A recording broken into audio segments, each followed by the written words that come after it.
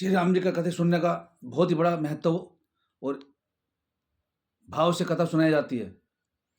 कोई भी भक्त श्री राम जी की कथा सुनने के लिए भाव होना चाहिए। भोजन मिले ना मिले, लेकिन कथा सुनने को जरूर मिले।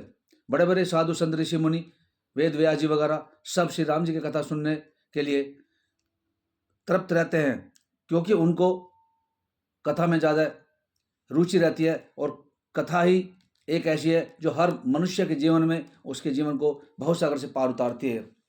महाराज, कथा का एक ऐसा बड़ा महत्व है कि जब रावण को जीतने के बाद राम जी अयोध्या आए, तो अयोध्या में सारा संपूर्ण काम होने के बाद जब बैकुंठ धाम जाने की बारी आई, तो सबसे कहा कि चलो अपना अपना कार्य समाप्त होकर के अब बैकुंठ धाम के लिए हम प्रस्थान करते हैं।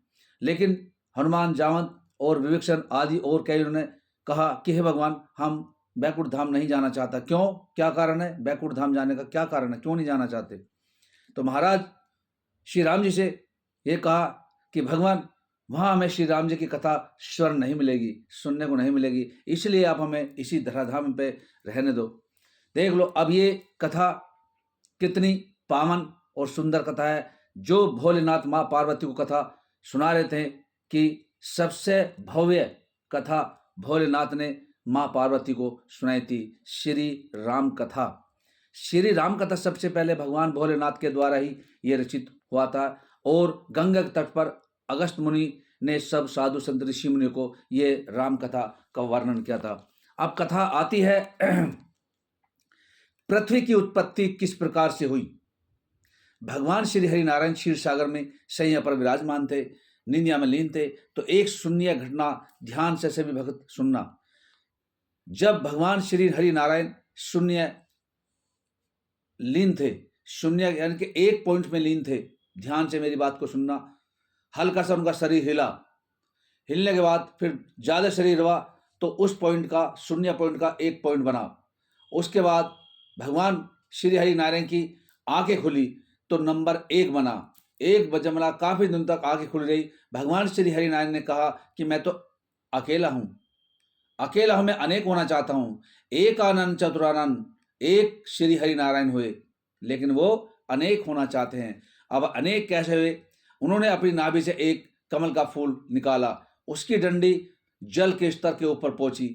वहां उस फूल में से एक मनुष्य प्रकट हुआ, जिसका नाम उन्होंने ब्रह्मा जी रखा। अब ब्रह्मा जी प्रकट तो हो गए, लेकिन सारे में अंधकार ही, जल ही जल, पूरे धराधाम पे जल ही जल। महाराज अब वो क्या देखे, कोई दिखाई न दे। कहने लगे मैं कौन हूँ, मुझे किसने प्रकट बना किया है, मुझे किसने बनाया है। काफी दिन तक ये सोचते रहे ब्रह्मा जी फूल पर बैठे हुए। फिर उन्होंने सोचा कि जो ये फूल की डंडी जहां से आ रही मैं वहीं पर चलूं। तो फिर फूल की डंडी पकड़कर नीचे नीचे धीरे धीरे तक कई वर्षों तक नीचे नीचे उतरते चले गए, लेकिन उस डंडी का कहीं भी पार नहीं पाया। हार थक करके ब्रह्मा जी फिर उसी डंडी पर आकर के ऊपर विराजमान हो गए। कुछ समय के बाद एक आकाशवाणी हुई प्रभु। आकाशवाणी जब महाराज हुई तो उसमें शब्द सुनाई पड़े, सब 36 स्वर्ण सुनाई पड़े, ए बे खे बा जय जय, और 16 अक्षर दूसरे उन्हें शब्द पड़े, जिससे हमने बोलना सीखा। 16वां अक्षर, फिर उसके बाद 16वां अक्षर और 21वां अक्षर ब्रह्मा जी को आकाशवाणी द्वारा सुनाई दिया कि 16वां अक्षर क्या था? तय, और 21वां अक्षर था पै। तो दोनों को मिला के हुआ तप। तो भगवान जी ने कहा, भगवान ब्रह्मा जी ने कहा कि इसका मतलब तप, मैं तप करूं। फिर भगवान श्री ब्रह्मा जी ने तप करना आरंभ कर दिया। तप के द्वारा श्री हरिनारायण प्रकट हुए और कहा, हे ब्रह्मन, कि आप ब्रह्मा हो और आपको मैंने प्रकट किया है। ब्रह्मा जी कहने लगे, हे स्वामी, आपने मुझे किस लिए प्रकट किया है? कि आप सृष्टि की रचना करो। कि प्रभु, सृष्टि की रचना मैं कहाँ करूं? ये तो साल में जला जहां में पानी पानी, जल ही जल भरा पड़ा है, कि इसकी चिंता तुम न करो। तुम केवल सृष्टि की रचना करने का उपाय सोचो, मैं इस धरती का निर्माण करता हूं। तो भगवान श्री हरि नारायण ने अपने एक कान से मधु और एक कान से केटव को प्रकट किया। वे बहुत शक्तिशाली योद्धा राक्षस के रूप में थे। वो पैदा होते ही भगवान श्री हरि नारायण से ही युद्ध की अभिलाषा जताने लगे। भगवान श्री हरि उन्हें मार नहीं सके, परास्त नहीं कर सके और उन्हें हार गए। जब उन्होंने कहा कि मैं तो हार गया, लेकिन तुम प्रकट तो मैंने किए कि तुम मुझे गुरु दक्षिणा दो, वचन बंद करके उनसे दक्षिणा मांगी श्री हरि नारायण ने। उन्होंने कहा कि मांगो, तुम क्या मांगना चाहते हम तुम्हें वही देंगे। लेकिन श्री हरि ने उन्हें पहले ही वचन बंद कर दिया था कि कहीं ये अपने वचनों से पीछे न हट जाएं, इसलिए उन्होंने वचन ले लिए थे। उन्होंने मांगा, हे मधुकेटव, आपका मुझे सिर कटवा चाहिए। मधुकेटव ने कहा कि ठीक है, लेकिन हमारी एक शर्त आपसे है कि क्या, कि हमें इस जल के ऊपर हमारी गर्दन ना काटे। उन्होंने कहा ठीक है, ये मुझे मंजूर है। तब श्री हरिनारायण ने अपने घुटनों पर उनकी गर्दन काटी, और जिस गर्दन काटी दोनों की, उनके रक्त द्वारा बहे हुए इस जल के स्तर पर जो बहया उनका रक्त है, तो सब ये पृथ्वी के ऊपर परत जम गई। उनके रक्त की परत जमने के पश्चात ये सारी धरती धराधाम के रूप में बदल गई। तब उन्हें फिर आकाशवाणी हुई कि हे ब्रह्मा, अब आप धरती पे सृष्टि का निर्माण करो।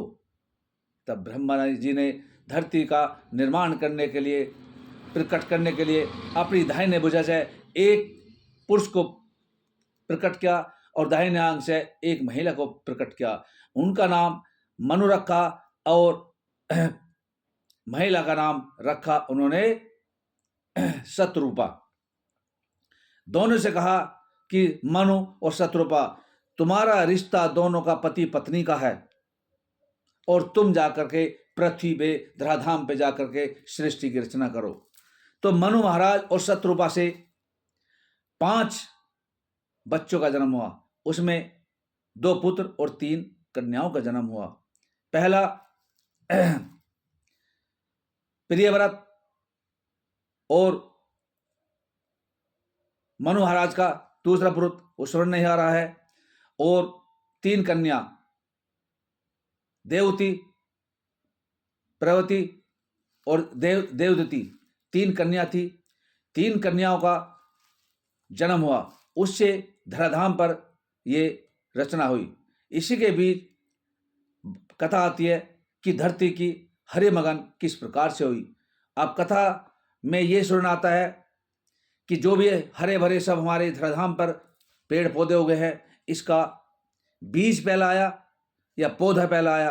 पौधा पहला आया तो बीज कहाँ से आया, और बीज आया तो पौधा कहाँ से आया। बहुत विडंबना वाली बात। अब क्या करें। तब इस चीज़ के लिए मनु महाराज को बछड़ा बनाया, और बछड़ा बनाने के बाद भूदेवी को, पृथ्वी देव को, शत्रुपा को भूदेवी बनाया। भूदेवी जब बनाया तो दोनों का मिलन हुआ। मिलन से हो गए भूदेवी के स्तनों से बीज की उत्पत्ति हुई। ध्यान देने वाली बात है, ध्यान से सुनो कि पेड़ कहाँ से आया या पौधा कहाँ से आया। इसके लिए हमने आपको बताया है भक्तों कि शत्रुपा को भूदेवी के रूप में प्रकट किया और मनु महाराज को बछड़ा बनाया, दोनों को मिलाया तो भूदेवी के स्तनों से बीज की उत्पत्ति हुई। और बीज की उत्पत्ति हुई जब धराधाम पे जब हुआ तो सारी पृथ्वी धराधाम हरी भरी हो गई। इसी कारण से हमारी धरती पे आज वृक्ष, हरे हरे पेड़ पौध, फल फूल सब उन्हीं की उत्पत्ति के द्वारा हुए हैं। यहीं से सृष्टि का आगे संचालन होता है।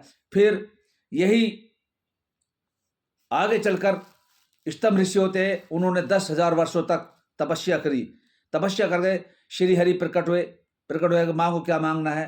कि मुझे मेरा विवाह की मेरी इच्छा है, विवाह की इच्छा है। कि तुमने 10,000 वर्षों तक विवाह के इच्छा के करने के लिए तुमने ये तपस्या जी, मैंने 10,000 वर्ष तक तपस्या की है। कि ठीक है, कल का दिन छोड़कर परसों को तुम्हारा विवाह का संकेत आ जाएगा। तब मनु महाराज अपनी देवहूति को लेकर आ जाते हैं और उनका स्तंभ ऋषि का विवाह कर देते हैं।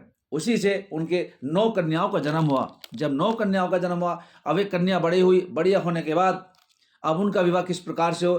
तब ब्रह्मा जी ने 9 ऋषियों को पहले जन्म दे रखा था। वो जब उनसे मिलने के लिए आए, आशीर्वाद देने के लिए आए, तो उन्होंने कहा कि जी मैं इन 9 कन्या का विवाह किस प्रकार और किन से करूं। तब ब्रह्मा जी ने कहा, ये मेरे साथ जो 9 ऋषि मुनि आए हैं, अपनी कन्या का 9 के 9 का इनसे इनकी शादी का विवाह कर दो। तब स्तंभ ऋषि ने अपनी 9 की 9 कन्याओं का सिम ऋषि से विवाह कर दिया। अगस्त मुनि, वशिष्ठ जी से ये 9 ऋषि थे और यहाँ से ही अब सृष्टि का पालनहार करता चलना शुरू हो जाता है। कथा तो बहुत है, कथा के साथ साथ श्रवण करते हुए हम आगे की कथा चलेंगे। कथा भगवान श्री राम जी के चरित्र के वर्णन करते हुए आगे कथा और हम सुनाएंगे।